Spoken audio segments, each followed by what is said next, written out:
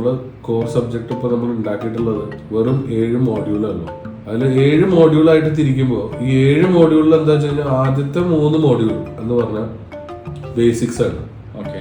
അപ്പൊ അതുകൊണ്ടെന്നുള്ള ഗുണം എന്ന് വെച്ച് കഴിഞ്ഞാൽ ഇപ്പൊ ഈ പറഞ്ഞു വരുന്ന കുട്ടികൾ ഇപ്പൊ നേരത്തെ ഒരു ചെറിയൊരു എക്സാമ്പിൾ പറയുകയാണെങ്കിൽ നേരത്തെ ഇപ്പൊ നജീബായി പറഞ്ഞാൽ ഇവര് ഈ ലോജിസ്റ്റിക്സിലെ 20% വർക്കും തിയറി എന്ന് പറയുന്നത് 20% വരുന്നുള്ളൂ. ബാക്കി 80% ഒരു പുറത്തിറങ്ങി പണിയെടുക്കേണ്ടതാണ്.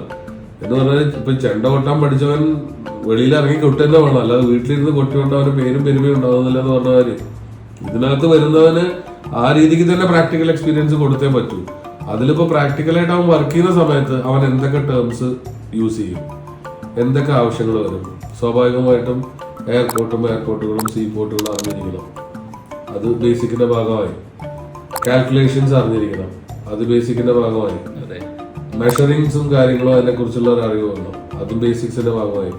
പിന്നെ ഈ പറഞ്ഞ നമ്മൾ പറയുന്ന ഇൻകോട്ടേംസിന്റെ ബേസിക് ആയിട്ടുള്ള കാര്യങ്ങൾ, അതും ഒരു ബേസിക്കിന്റെ ഭാഗമായി. ഇങ്ങനെ basics sea freight, air freight, land transport എല്ലാം ഉൾപ്പെടുത്തിക്കൊണ്ട് ബേസിക് ആയിട്ട് അതിലൊക്കെ എന്തൊക്കെ വരുന്നോ അതെല്ലാമാണ് ഈ 3 മോഡ്യൂൾസിനകത്ത് വരുന്നത്.